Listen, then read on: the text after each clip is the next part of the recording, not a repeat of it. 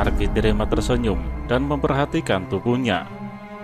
Di mata domba, tubuhnya memang kekar, padahal untuk ukuran Lemurian, dia masih anak-anak. Domba meneruskan, tetapi setelah serum dipakai selama 10 tahun, mulailah terlihat gejala-gejala aneh di pemakainya. Dimulai dari tumbuh gigi yang baru, kemudian rahang membesar, dan dari mulutnya mulai banyak lendir yang berbau asam. Lalu mulai telinga jadi memanjang, sifat mulai lebih agresif dari sebelumnya, tidak mau makan sayur, maunya daging mentah. Semakin lama, hewan-hewan di planet kami semakin berkurang. Mereka paling suka memakan hewan yang sedang hamil. Sebagian kecil dari kami tidak tertarik untuk menggunakan serum tersebut karena harganya yang mahal. Kami tidak memiliki biaya. Serum tersebut sangat mahal sekali dijual. Tetapi yang tidak menggunakan inilah yang selamat. Semakin lama, tubuh mereka semakin berubah.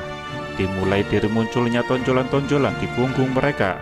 Lalu tonjolan tersebut semakin memanjang dan berubah menjadi tangan-tangan baru yang berjumlah 6, digabungkan dengan tangannya yang lama. Hening sesaat, domba membayangkan mereka yang meminum serum dan berubah menjadi ganas. Ia melanjutkan, dan mereka semakin tidak terkontrol. Akhirnya mulailah memakan manusia dan sesama mereka. Hal tersebut berlangsung selama 10 generasi sampai sekarang. Salah seorang dari kami yang menjadi penasihat pimpinan sebelumnya meramalkan akan muncul seorang penolong yang ciri-cirinya seperti Anda ini, berwajah seperti anak kecil dan tidak menyentuh tanah. Arkitirema berpikir, memang aku masih anak kecil ya? Domba meneruskan, melihat Anda, saya dan seluruh bangsa di desa sangat berbesar hati. Tuan penolong, kami sudah muncul. Mendengar cerita domba tentang penolong, Arkitirema berkata, terus terang, saya tidak tahu harus bagaimana menolong bangsa Anda. Tetapi saya akan mencoba sekuat tenaga dengan berbagai macam kemampuan yang saya miliki untuk menyelesaikan masalah ini. Yang pertama kali saya ingin cari adalah laboratorium di mana serum tersebut ditemukan. Domba mengerutkan dahi, lalu menggelengkan kepalanya. Ia berkata kepada Arkitirema, laboratorium tersebut sudah lama hancur, sengaja dihancurkan oleh Mumbedi ketika ia masih sadar, agar serum tersebut tidak berkembang lebih jauh. Sekarang, dia adalah pimpinan dari para monster itu.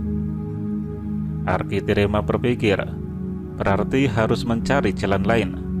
Selanjutnya dia kembali berkata, saya harus menangkap satu monster untuk dipelajari. Semua orang yang berada di ruangan itu ribut. Mereka mempertanyakan bagaimana cara menangkap satu monster itu. Lalu salah satu dari mereka bertanya, apakah mereka ditangkap dalam keadaan hidup atau dalam keadaan mati? Arkitirema menjawab, yang menangkap mereka mau tidak mau harus dalam keadaan hidup. Terdengar suara yang semakin riuh rendah di ruangan itu. Mereka membahas bagaimana menangkap monster tersebut hidup-hidup, karena selama ini merekalah yang diburu, bukan mereka yang memburu. Akhirnya Arkitirema menenangkan mereka dengan berkata, serahkanlah kepada saya, biar kita lihat. Mudah-mudahan kekuatan saya mencukupi untuk menangkap mereka. Arkitirema mengedarkan pandangan yang sekeliling gua. Arkitirema mengedarkan pandangan ke sekeliling gua. Dilihatnya banyak sekali lumut-lumut dan jamur-jamur. Sepertinya lumut dan jamur itu mereka kembangkan. Lalu dia bertanya, apakah tanaman ini dikembangkan untuk makanan sehari-hari? Domba menjawab, betul, kami tidak bisa memelihara ternak dan kami kehabisan bahan makanan ternak. Selama ini, kami memakan jamur dan lumut-lumut untuk mempertahankan hidup selama 10 generasi. Akhirnya, kami kekurangan gizi karena jamur-jamur yang lain beracun dan tidak bisa dikembangkan di bawah tanah seperti ini. Arkitirema beranjak dari duduknya. Ia berdiri dan mulai mengambang, lalu memancarkan auranya secara kuat yang berwarna kebiru-biruan. Gua menjadi terang benderang dengan nuansa kebiruan. Sengaja ia melakukan itu untuk meyakinkan semuanya bahwa dia mampu menyelesaikan masalah. Di luar dugaan, mereka semua bersujud kepada Arkitirema. Tidak setuju dengan sikap mereka, Arkitirema pun berkata, "Jangan sujud kepadaku, sujudlah kepada Sang Pencipta. Duduklah setara denganku. Sesama makhluk Sang Pencipta, tidak ada yang harus disembah." Tanpa bisa diikuti oleh mata mereka, Arkitirema bergerak keluar gua. Sampai di pintu gua, ia teringat sesuatu. Ia lupa bahwa ia tidak memperhatikan cara bagaimana membuka penutup gua tersebut.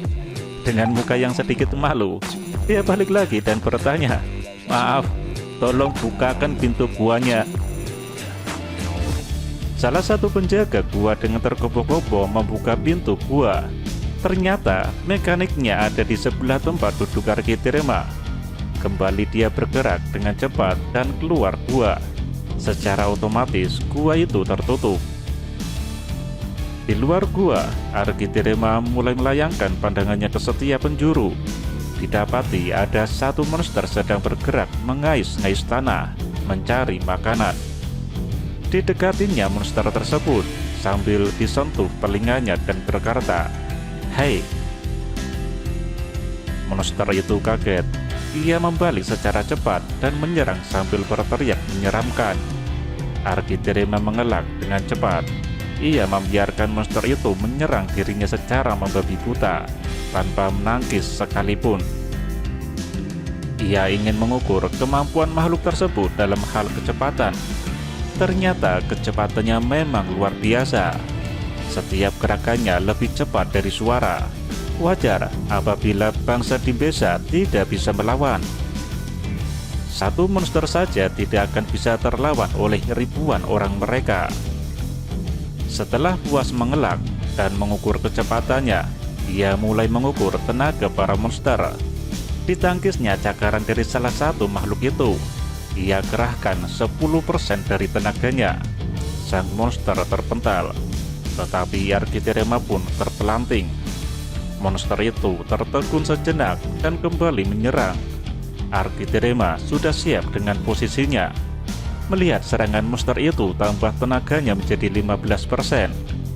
Monster itu terpental-pental dan terpelanting. Sebaliknya, Arkitirema tidak bergeming sedikit pun. Teriakan monster tersebut mengundang monster-monster yang lain, terutama pimpinannya. Muncullah Mumbedi yang sekarang sudah berubah wujud menjadi monster. Ia menyerang Arkitirema secara langsung.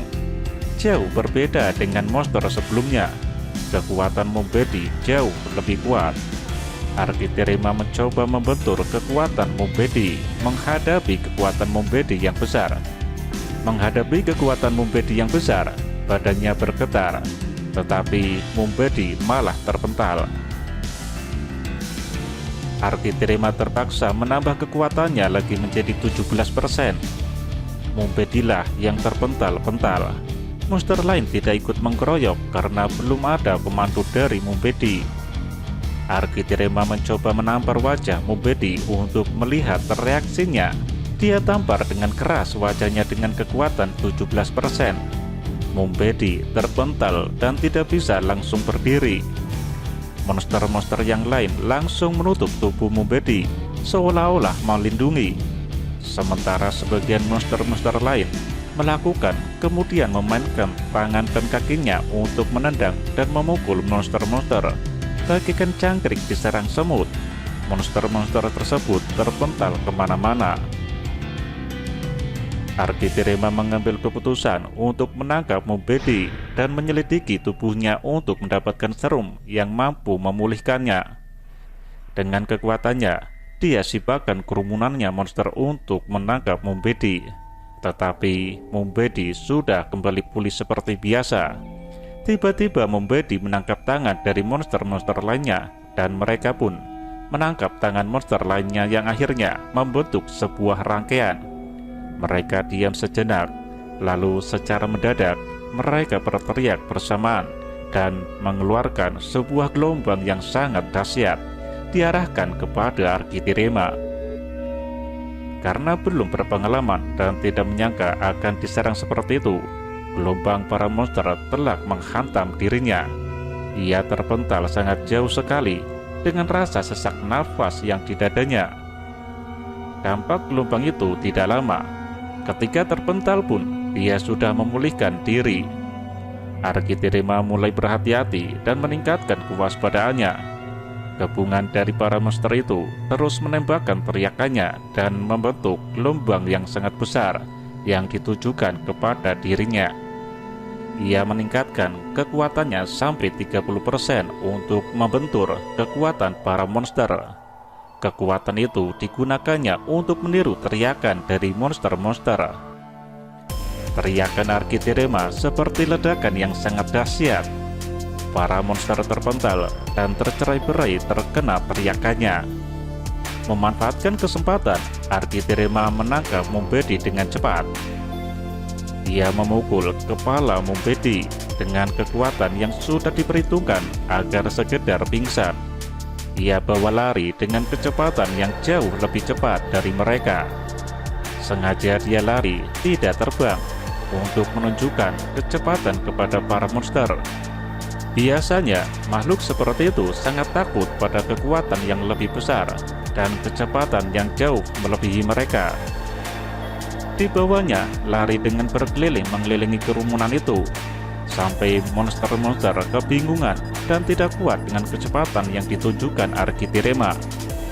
Setelah cukup, dia melompat sangat tinggi ke arah gua tempat bangsa Dimbesa berkumpul. Karena keadaan mendesak, batu tersebut ia buka dengan kekuatan. Akibatnya, mekanik menjadi rusak. Padahal itu dibutuhkan untuk menghilangkan jejak. Arkitirema sampai di aula tempat para Dimbesa berkumpul dengan membawa tubuh Mumbedi. Tubuh Arkitirema yang lebih kecil dari sang monster tersembunyi di baliknya. Para Dimbesa panik. Di mata mereka, yang terlihat duluan adalah monster yang sangat besar. Mereka menyangka persembunyian mereka ditemukan oleh para monster. Mereka panik dan berlarian ke sana kemari. Arkitirema sengaja tidak muncul dahulu, bahkan bersembunyi di balik tubuh monster sambil senyum-senyum. Akhirnya, Arkitirema menjatuhkan monster itu ke tengah mereka. Blak! Bangsa Dimbesa berhamburan ketika monster tersebut terbanting di tengah mereka. Kepanikan semakin menjadi, namun mereka tertegun ketika melihat monster itu tergeletak tidak berdaya. Monster itu pingsan. Arkitirema muncul perlahan-lahan dengan kembali menebarkan auranya yang kebiruan. Mereka lega setelah melihat munculnya Arkitirema. Kerumunan pun menjadi tenang